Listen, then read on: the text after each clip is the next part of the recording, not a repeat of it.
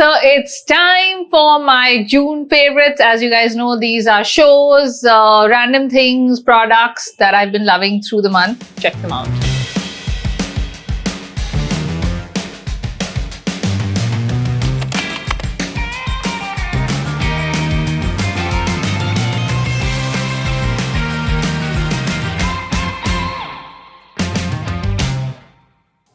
I came across a fallen tree. I felt the branch.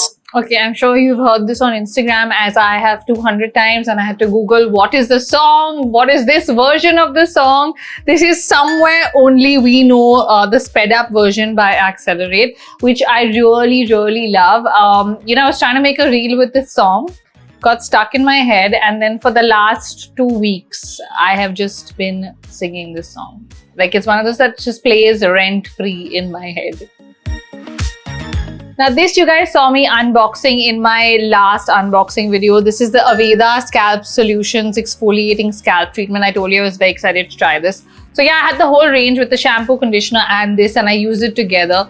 I've also used this separately. This is my favorite product. Now you guys know I'm a flaky scalp person, not a flake in general, but I really love this. Over the last 2 weeks I've used it quite a bit. So you actually can use this dry or wet, so you just apply this and massage into your scalp and then you wash it. Of course you can use it with the shampoo and conditioner or another shampoo and conditioner. You can use this just as this also, and I really feel like, for me, I love the feeling it gives you. It gives you like this mentholy tingly feeling, and like my scalp felt really clean after, which is what I really loved when I used the whole conditioner shampoo with this. I also actually just used the red shampoo with this, and it was pretty good as well. So yeah, lately I've been loving this.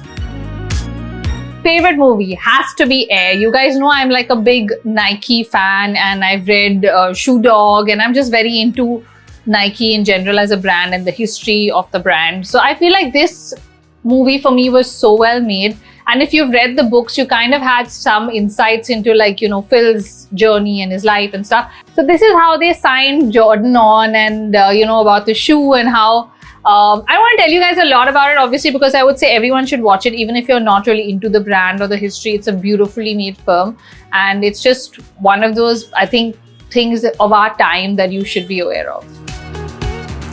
Okay, local favorite. Soap and Basil is a new brand that I have discovered. Love their stuff. I have so far worn 2 things. The dress that I'm currently wearing, I wore this in Bangalore as well, and it just looked so pretty in the pictures. And there's also this statement-y jumpsuit, which is like red and white, and it just looks so good. Like, all the things that I've worn so far have been great. Perfect for like the summer and the heat that we're going through, and they look really cool. I love like the poppy colors and prints. Now, speaking of Bangalore, okay, so I managed to do something in Bangalore that I have wanted to do for a really long time. Now, this is my daddy's old Yashica camera, okay. Now, this is, like, I actually pretty much grew up, like, my dad took a lot of pictures of us, like, growing up with this camera, and it's really weird because it has, like, one Yashica battery. Like, they used to make their own batteries that would go into this camera. And for the longest time, I think it's been like 2-3 years, and my dad is like, fine, get this battery. And I've been roaming around randomly with this little battery all over when I go to different countries to see if I can find it. Or, I've looked online. I've been to a lot of like vintage camera, like sellers and dealers here to try and figure out if it's available. And nowhere is it available. And also the battery is a different size, so it doesn't feel like you can put another battery in, right? And recently I was told that there's this guy in Bangalore that has built an adapter for this camera specifically that lets you use another battery with this. And so I was like, okay, we're going to Bangalore, let me carry the camera and see and check it out. And I managed to fix it. So he got me the adapter. I've loaded it with film, and it was quite like special because I kind of came back on Father's Day and I was like, oh, I finally fixed your camera. And it's been like years in the making. So yeah, my dad really enjoyed taking a lot of pictures on this. So yeah, I've put in actual film and we're going to see what comes out. But yeah, this was pretty special, and you guys know how much I love like old vintage stuff. So very excited to try this and see what we get. Then we have these babies, okay? In the last 2 weeks, I have been living in them. I really like the fact that they have this band at the back and you have this mesh stuff, because it's been so hot that I feel like when I wear sneakers and I wear socks in that heat, I'm just not used to wearing closed shoes anymore, and I pretty much live in my Birkenstocks. But these have changed that, and I've been enjoying wearing them and pairing them with different stuff. Like, I think you saw them in our BMC building tour. If you haven't watched that video, check it out. It is absolutely beautiful. That day I wore them. I pretty much wear them every alternate day, and I really find them super comfortable. I feel like they're super like trendy. I like the military green color, the detailing.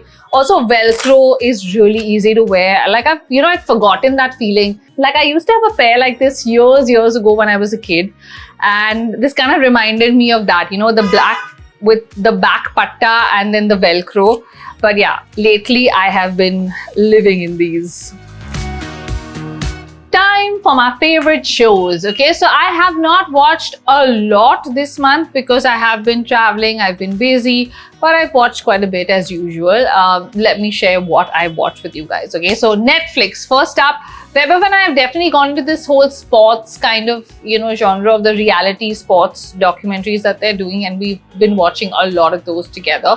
Starting with McGregor Forever. This is, of course, Conor McGregor, the fighter, and I know he's very controversial, and I feel like there's a lot happening with him always, but this was like a documentary on him and his and I mean, just to get into the head of a fighter, I feel is very different, because they're always on edge and they've always got to be like, like on it, which I like really enjoyed. This one, watching it was quite like, eye-opening, and it's crazy how much like they have to put their lives on the line, for a sport. Then Breakpoint has new episodes again. This is again a tennis documentary that follows a bunch of, tennis players, and like, I feel like there's so many like this now, and I don't really watch a lot of those sports, but I've ended up watching these and learning so much. So love this one. I love the earlier part or season or whatever it was called, and we've really loved this one. We went through it really quickly as well. Released and done. Then there's the one on Tour de France, of course. Again, like for me, all I knew was Lance Armstrong. Like, that was a name that came to me when anyone mentioned Tour de France. And I didn't really have a lot of knowledge about the sport or the race or what was happening with it. This was so detailed, and I actually watched it midway because Weber had already started it, but I still managed to catch on, and it's just so addictive, where you just kind of get into it and you're so invested and you're like asking, what happened to that guy? Or did he make it? Or did he win? Who won? And it's just so again, hard. I feel like athletes really put themselves through a lot for a sport, and the dedication is like unmatched and unreal, and this will really like show you that. So yeah, really enjoyed this one too. Then we have Arnold. Of course, we all know Arnold, and we know his story, but again, to hear it in his own words, to kind of see his journey from bodybuilding to politics to all the things he's done and gone through in life. I really enjoyed it, because growing up, he was again a figure that we all kind of knew of as an actor, really popular actor. But I feel like all these reality docu series really humanize the people, and you really see a different side to them which you don't really see. So we watched that together. I think it's 3 episodes and really interesting. K-drama wise, Dr. Cha, finished it finally. I felt like it dragged a bit towards the end, but I really enjoyed it nonetheless. I really liked that it was different actors and a very different like vibe to my usuals. It was a little slapsticky and stuff, but fun. Then we have the current K-drama that I'm watching and I'm almost done with. It's called The Good Bad Mother, and my god, this one is like hard. Okay, it's hard hitting. You want to cry, you do cry at points, and it's one of those dramas I feel like which will become iconic and people will be talking about for years because it's that good. Then obviously we have reality TV, which I can't do without. Selling Sunset. I know a lot of people say the seasons have become boring now, blah, blah, blah, but I enjoyed it. It was really good. It was entertaining, and there was drama.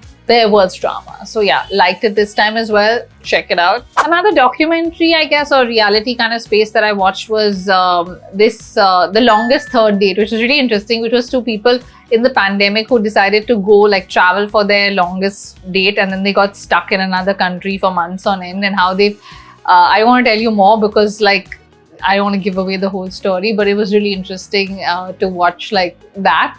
So definitely check that out. Then on Amazon, we have The Marvelous Mrs. Maisel, which is over now, guys. I feel like it's a show I have followed for years and years and years, and I've just loved it, and I'm gonna miss it so much. But yeah, the final season was pretty good. I really enjoyed it. I didn't really think there would be anything on Hotstar this month since everything is gone, but we have the Kardashians, and you guys know how much I love reality TV, and obviously you can't do reality without doing the Kardashians. It's not possible. But as I've said before, the show really humanizes them, but there's still a lot of drama. It's like an elevated version of the old show, and I really enjoy it. So yeah, that is like my guilty pleasure currently watching and loving.